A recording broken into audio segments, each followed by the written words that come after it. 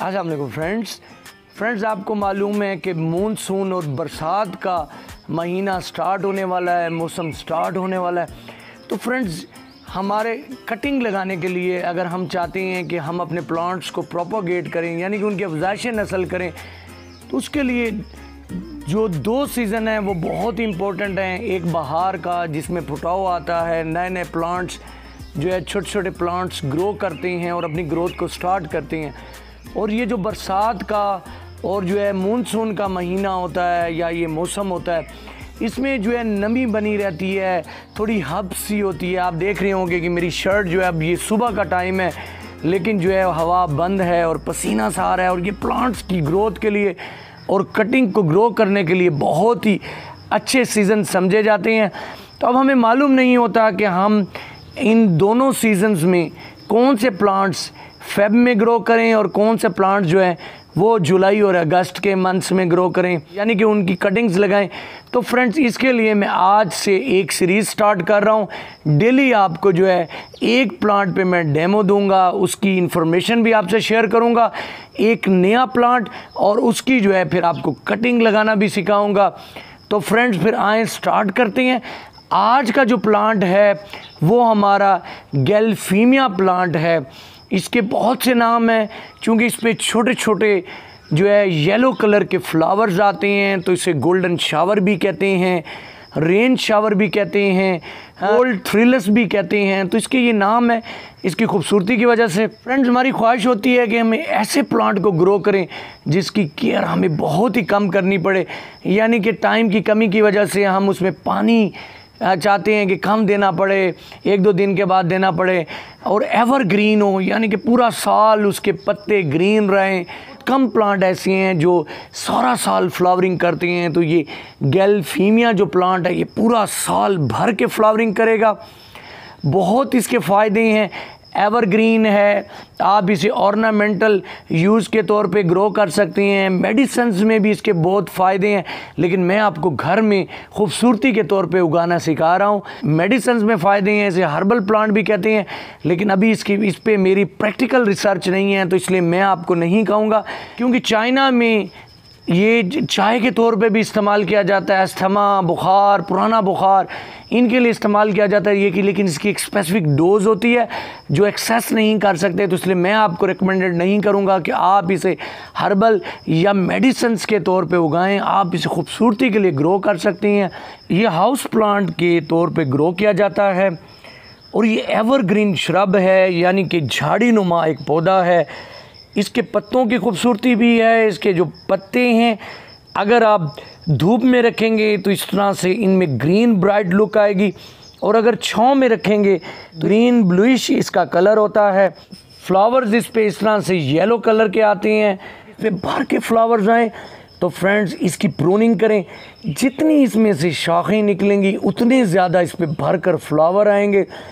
Friends, इसे full सन में रखा जाता है, धूप में रखें, अगर हाफ शेड में भी रखें तो बर्दाश्त कर लेता है, लेकिन अगर आप इसे ज़्यादा साए में रखेंगे तो फिर इस पे फ्लावर्स नहीं आएंगे। इसमें जो है लीव्स की ग्रोथ होगी, लेकिन फ्लावर्स बहुत कम आएंगे। बहुत ही कम केयर करनी होती है आपको। जस्ट इसमें वाटरिंग तभी करनी है जब इसकी सॉइल हल्की सी ड्राई हो जाए, तो इसमें वाटरिंग कर दें। 1 से 2 दिन वाटरिंग नहीं भी करेंगे तो ये सरवाइव कर जाता है। इसके लिए सॉइल वेल ड्रेन होनी चाहिए। इसकी सॉइल में बालू मिट्टी के साथ थोड़ी सी काउडंग मिलाएं, अच्छी तरह गली सड़ी हुई, तो उसमें बहुत अच्छी तरह ग्रो करेगा। थोड़ा सा सर्दियों में अपनी ग्रोथ को स्लो करता है, ख़ास तौर पे नवंबर-दिसंबर के महीने में, लेकिन जैसे जनवरी स्टार्ट होती है पर नए फुटाव आने शुरू हो जाते हैं। इसकी जो स्टेम्स हैं इस तरह से वुडी होती हैं, ये जहन में रखें। जो वुडी स्टेम्स होती हैं वो जो है हार्डी प्लांट्स होते हैं, सरवाइव कर जाते हैं, उन्हें ग्रो करना बहुत आसान होता है। फ्रेंड्स, ये बिल्कुल पेस्ट फ्री प्लांट है, बीमारियों का अटैक नहीं होता। फेब के महीने में इसे अच्छी खाद, ख़ास तौर पे थोड़ा बून मिल दें तो ये बहुत अच्छी तरह से ग्रो करता है। गमलों में भी ग्रो कर सकते हैं। गमलों में ग्रो करेंगे तो इस तरह से इसकी ग्रोथ होगी। ये प्लांट एक 12 इंच के पोट में लगा हुआ है और बहुत अच्छी तरह ग्रो कर रहा है। अगर ग्राउंड में लगाएंगे तो फिर ये तकरीबन 8 मीटर तक जो है इसकी हाइट हो सकती है। इसका इस्तेमाल हेज बनाने में हो सकता है, ग्राउंड बॉर्डर्स में हो सकता है। हेज बनाना चाहते हैं इसकी तो फिर इसके प्लांट्स एक रो में बहुत सारे लगाएं, तो एक रो में बहुत सारे प्लांट्स जब इस तरह से फ्लावरिंग करेंगे, खिल कर करेंगे, पूरा साल करेंगे, एवर ग्रीन रहेगा, तो बहुत मज़ा आने वाला है। तो फ्रेंड्स आप भी इस प्लांट को ग्रो करें, आप बहुत इंजॉय करेंगे इसकी फ्लावरिंग को। फ्रेंड्स अब बात करते हैं इसे प्रोपोगेट कैसे करेंगे, यानी कि इसके बहुत सारे प्लांट्स कैसे बनाएंगे। बहुत ईजी है फ्रेंड, ये सीड से भी ग्रो किया जाता है। इस पर सीड पोट्स आती हैं, लेकिन उन प्लांट्स पे आती हैं जहाँ पर आपके गार्डन में पोलिनेशन का अमल होगा। इसके जो फ्लावर्स होते हैं उनमें खुशबू नहीं होती, लेकिन उनमें एक मिठास सी होती है, जिसकी वजह से मधुमक्खियाँ और हिमिंग बर्ड्स आती हैं, इसकी वजह से पोलिनेशन का अमल होता है। और हम अगर अपने सब्जियों के गार्डन में इसे रखें तो सब्जियों के वो प्लांट जिन्हें पोलिनेशन की ज़रूरत होती है उनके लिए भी बहुत यूज़फुल है। तो इसकी सक्सेसफुल ग्रोथ इसकी कटिंग से होती है। आप इसकी कटिंग जो है 4 इंच से 6 इंच की ले सकते हैं, लेकिन आपको कटिंग जो है सेमी वुड लेनी होगी, यानी कि आपको इसकी लकड़ी वाली, सख्त लकड़ी वाली कटिंग नहीं लेनी, थोड़ी नरम लेनी है, फ्लेक्सिबल हो, इस तरह से फ्लेक्सिबल हो। कटिंग लगाएंगे और स्टेम्स कटिंग में हम सेमी वुड भी लेंगे और एक कॉम्पल की कटिंग भी लेंगे, चेक करेंगे कि दोनों का रिज़ल्ट। फ्रेंड्स ये मेरा कटिंग से ग्रो किया हुआ प्लांट है, तो इसकी रूट्स भी देखेंगे कितनी आ गई हैं। तो मैंने चूँकि साए में रखा तो आप देख सकते हैं कि इसके लीव्स जो हैं ब्लूइश कलर के हैं, और जो प्लांट हम धूप में रखते हैं उसके कलर ब्राइट ग्रीन होते हैं। इस पे फ्लावर्स नहीं आए क्योंकि ये कटिंग 6 मंथ तक शेड में रही, इसलिए ये 6 मंथ का प्लांट है। और इस पे फ्लावरिंग 6 मंथ के बाद और 1 फुट के प्लांट में आती है। ये इसके सीड्स हैं, और सीड्स को तब ग्रो किया जाता है ये हल्के से थोड़े से ग्रीन हो तो इन्हें ग्रो कर दिया जाता है। तो सीड से भी ग्रो करेंगे। और अभी आज हम इसकी कटिंग लगाना सीख रहे हैं। सिंपल कटिंग ले रहा हूँ, एक और कॉम्पल कटिंग, ये हम स्टेम कटिंग लेंगे। लोअर लीव्स रिमूव करेंगे,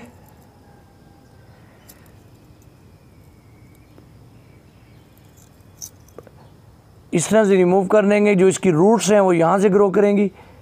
इसे थोड़ा सा तिरछा काटें, इसकी टॉप के इसके जो लीव्स हैं वो यहाँ से ख़त्म कर दें और बाकी लीव्स को हाफ कट कर दें। ये जो हमने कटिंग ली है इसके लीव्स हाफ कट इसलिए किए हैं कि तमाम एनर्जी ये अपने रूट्स के ग्रो करने पे लगाए। कटिंग्स हमने तैयार कर ली हैं, इनका टॉप रिमूव नहीं किया क्योंकि यहाँ से ग्रोथ आएगी। एक में हमने एक्सपेरिमेंट के लिए जैसे आम कटिंग्स लगाई जाती हैं तो उसका ये जो न्यू ग्रोथ है यहाँ से कट किया है, बाकी कटिंग्स को ये ऐसे ही लगाया जाता है। ये हमने कटिंग्स तैयार कर ली हैं। इसके लिए आपको इस तरह का पॉट लेना होगा। इसमें हमने बालू मिट्टी फिल कर लिया है, नीचे से ये ऑलमोस्ट खुला हुआ है।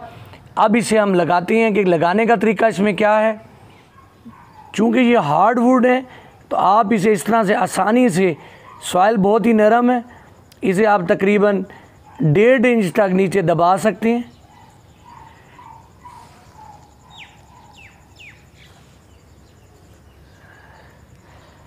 कटिंग्स का फासला कम से कम आपको 1.5 इंच रखना होगा। नीचे से जहाँ से लीव रिमूव किए थे वो ऑलमोस्ट मिट्टी के अंदर होना चाहिए।